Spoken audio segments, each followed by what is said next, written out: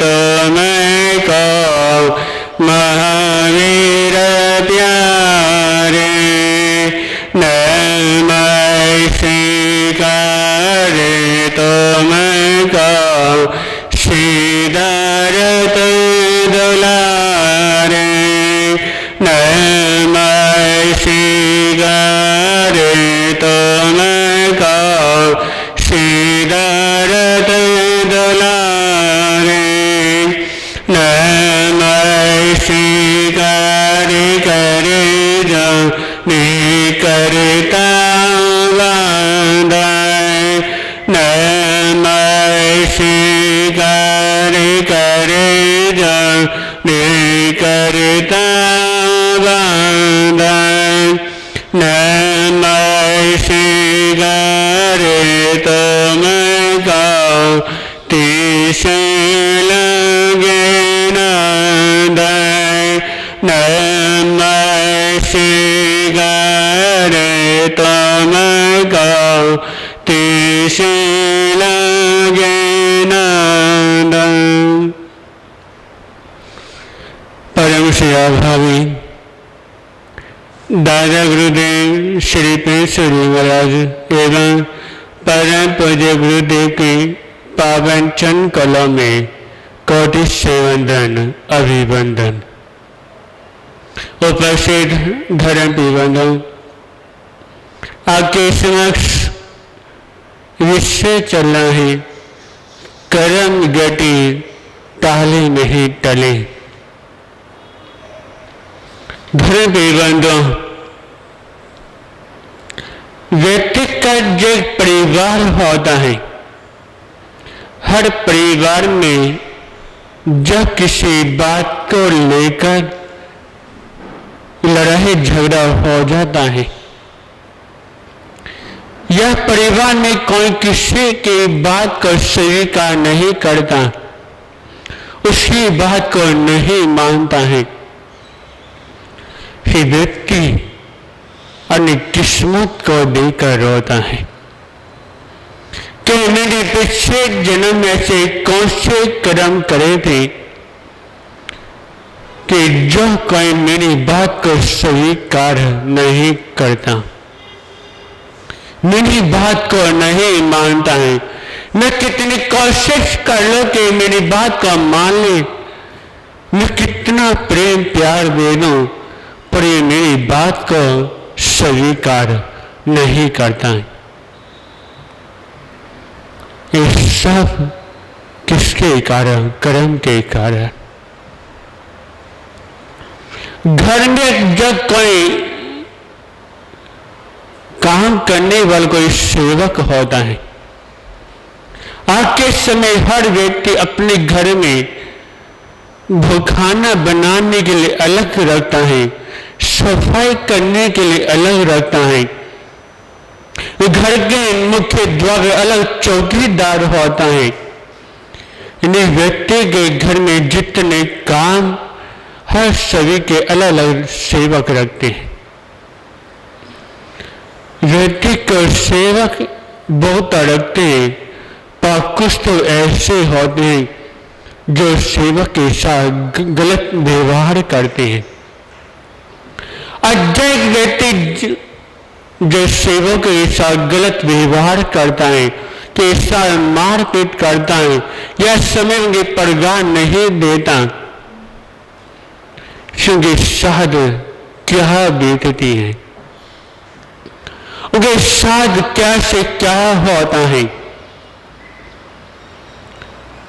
किसी बड़े से शहर में एक सेठ रहता था और जो सेठ था उस नगर का, उसने अपने वहां पर खाना बनाने के लिए सेवक रखा हुआ था, रसोइया। और जो सेठ था उसे पूरा काम लेता, पर जरा से गलती होते उसे सारे मारपीट करता, न समय पर उसे परगार देता था। एक दिन जब वो रसोइया जब बीमार जब पड़ गया तो सेठ ने उसको कोई भी ध्यान नहीं दिया। तो तो वो अपना शरीर छोड़ देता है किसी बीमारी के कारण। इधर जो सेठ की जो पत्नी थी सेठानी, उस समय तो गर्भवती नहीं हुई थी। जब वो सोया जो था, उसके मरने के बाद वो सेठानी गर्भवती होती है। और देखना सेठ के साथ क्या व्यतीत होती है। जो उसने सारे सोए सा जो गलत जो इतना व्यवहार करा, इधर जो सेठानी जो गर्भवती जब हुई, समय आने पर उसने बालक को जन्म देती है। और बालक आने के बाद कुछ समय के बाद बीमार पड़ जाता है। अब सेठ ने अपने बेटे को ठीक करने के लिए बड़े बड़े डॉक्टर को दिखाया, तो उसका कोई भी रोग ठीक नहीं हुआ। उसने ऐसा पैसा लगाया, इतना पैसा कि किसी न किसी तरह करके मेरा बेटा ठीक हो जाए। पर लड़का जैसे जैसे बड़ा होता गया, वैसे ही उसकी बीमारी बढ़ती बढ़ती चली गई। और जैसे उसकी बीमारी बढ़ती चली गई, सेठ का ऐसा आया कि उसका जितना भी पैसा तो सारा खत्म हो गया। उसने जितना भी काम धंधा तो सारा ठप हो गया। यहाँ तक ये जिस बंगले में रहता था वो भी बिक गया। वो किसके लिए? अपने बेटे के इलाज के लिए। और वो सेठ एक बंगले से एक छोटी सी झोपड़ी में आ गया। और जो उसका जो लड़का था, जो रोग से जो परेशान था, यही दिन वो कमरे में बैठकर बड़े मस्ती के साथ हंस रहा था। ये देखकर सेठ को बहुत बुरा लगा। वो बोले, तो मैं मुसीबत में फंस चुका और तूने मस्ती से इतना झूम रहा है। मेरे को इतना पैसा था, सब कुछ खत्म, और तू इतना मस्ती से झूम रहा है। तो से उस लड़के ने कहा कि सेठ जी, आज मेरा हिसाब किताब पूरा हो चुका है। और क्या कहता है, बेटा तेरा हिसाब किताब कैसे पूरा हो गया? मैं कुछ समझा नहीं। तो कहता है, सेठ जी बहुत कुछ वर्ष पहले की बात याद करो, जो तुम्हारे माँ जो रसोईया जो काम जो करता था, तो उनके साथ कितनी मारपीट करते थे, समय को से परगा नहीं देते थे। जब एक दिन जब बीमार जब पड़ा तो तुमने उसका इलाज बिल्कुल भी नहीं करवाया। तो वही रसोईया मैं हूं। मैं अपने सेठ छोड़ने के बाद तुम्हारी पत्नी की कुर्सी में आया। जो तूने मैंने ऐसा किया और मैंने एक ही पाई का हिसाब आज मैं अपना पूरा चुकता कर दिया है।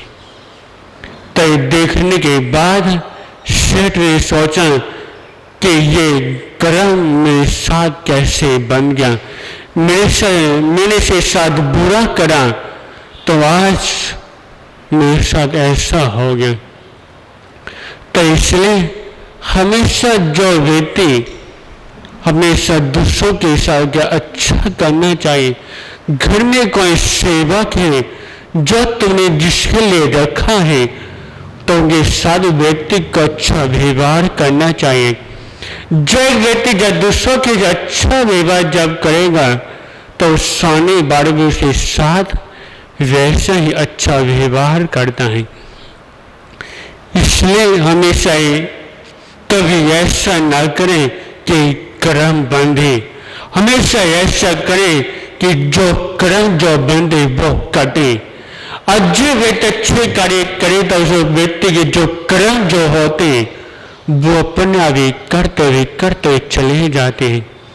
तो इसलिए हमेशा कर्म बांधने से बचे और दूसरों के साथ क्या अच्छा करें। ताई तनई ओम शांति।